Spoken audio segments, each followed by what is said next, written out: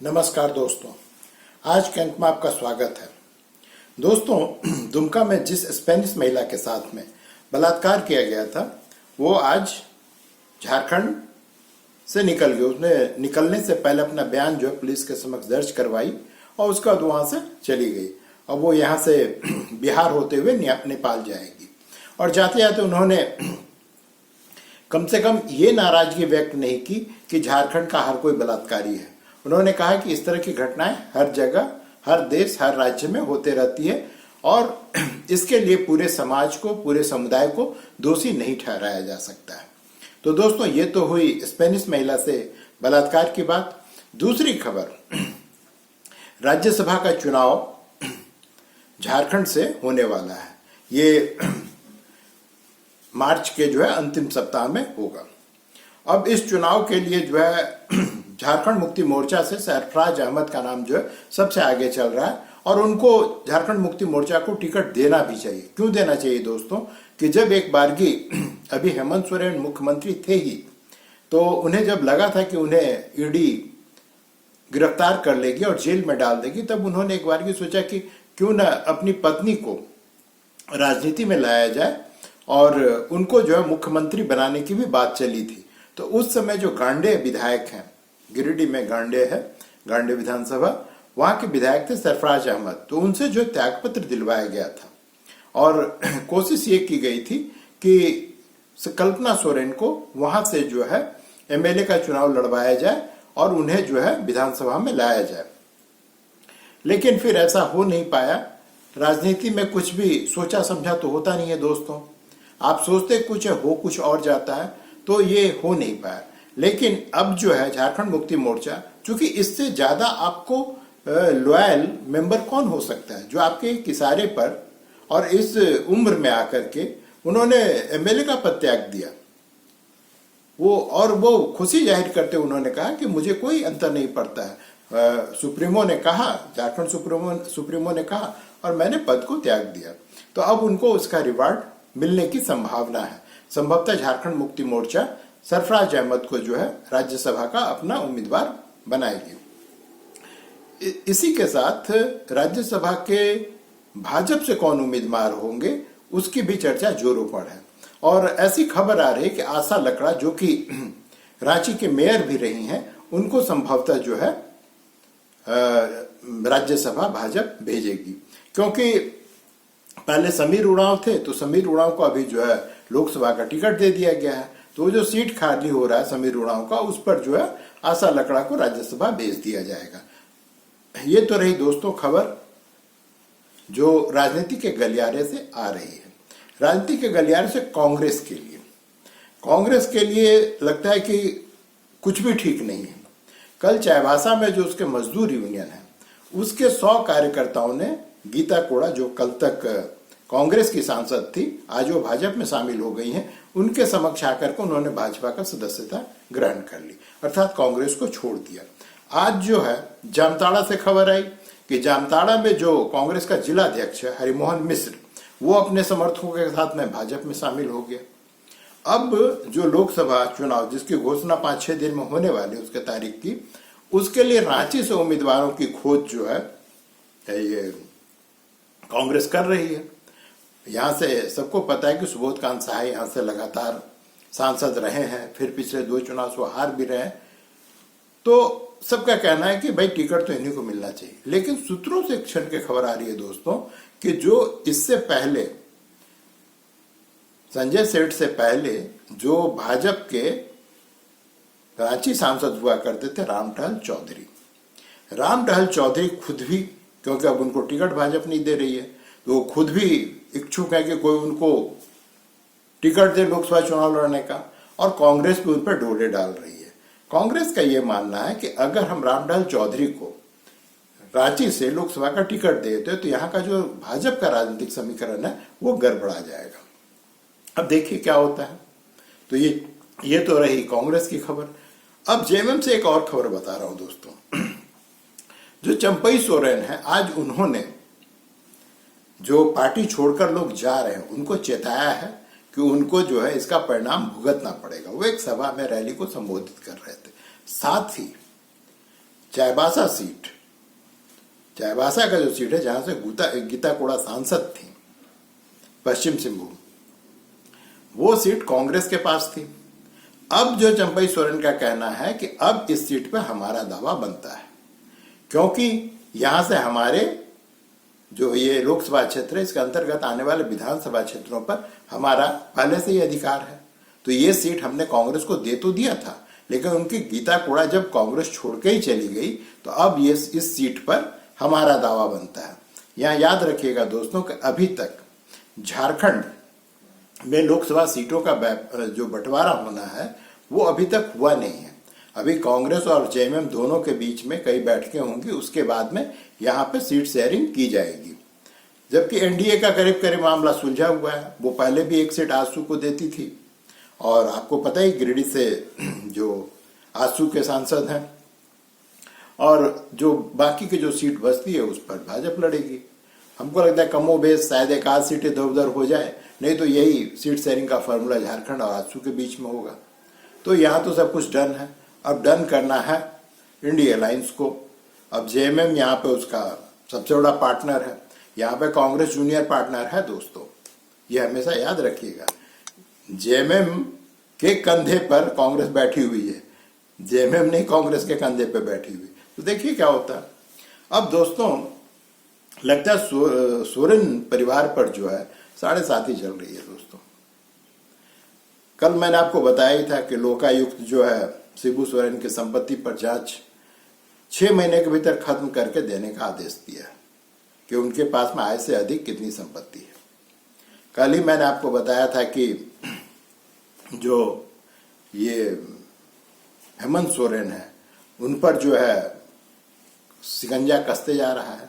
आज ईडी से जो छन के खबर आती है उसका ऑफिस से, उसके अनुसार कि इन्होंने बीएमडब्ल्यू कार जो दिल्ली में खरीदा था, साथ ही इन्होंने एक मसाज मालिश करने के लिए बैठ करके मालिश जिसपे किया था, चेयर जो है 6 लाख का खरीदा था।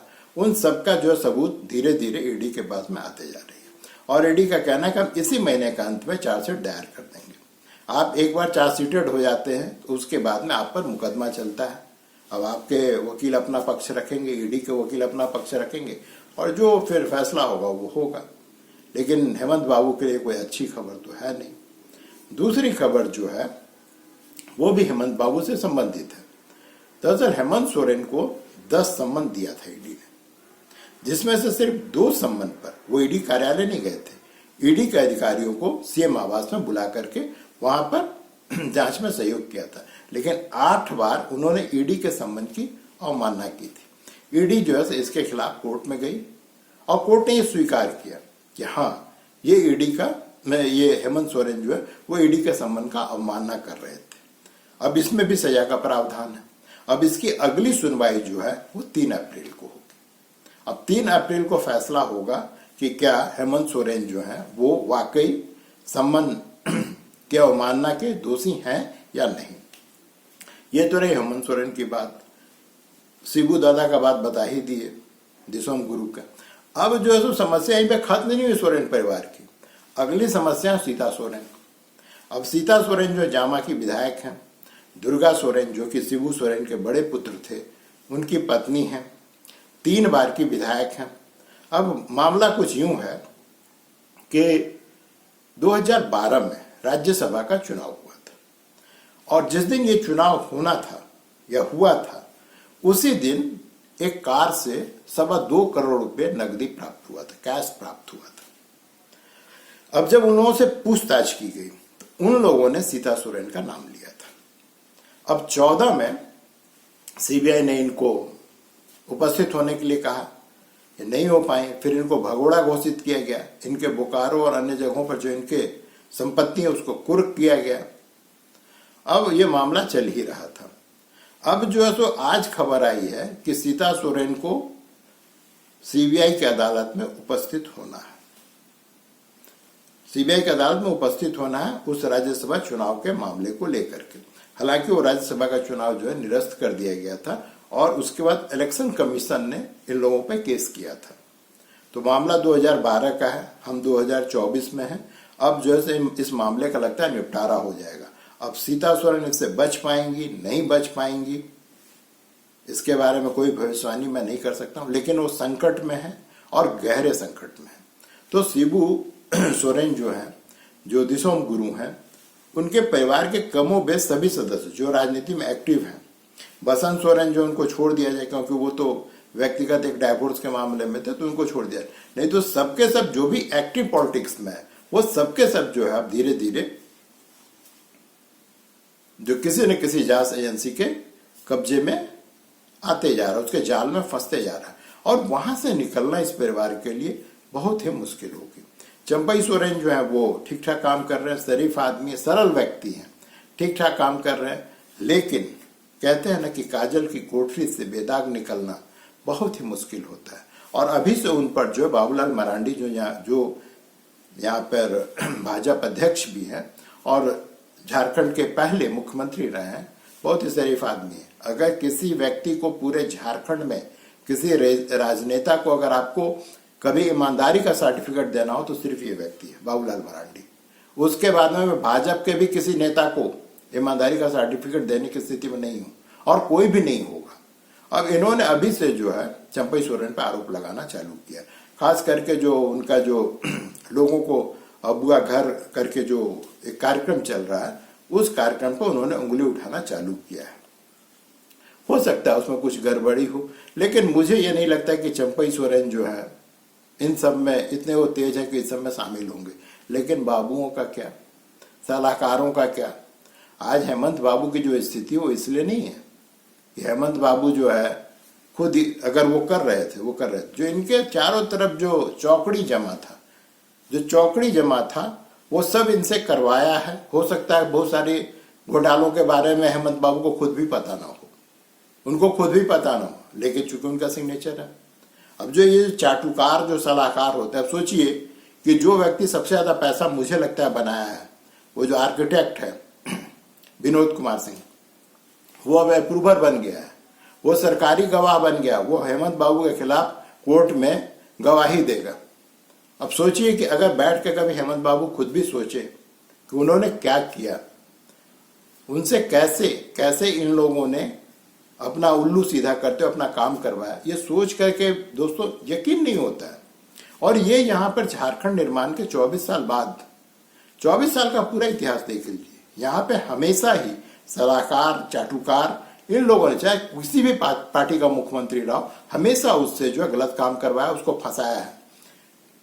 जो गीता कोड़ा के पति हैं मधु कोड़ा का जब आप देखेंगे उन पर जो इल्जाम लगा हुआ है, उसमें एक इल्जाम बहुत ही हास्यास्पद है।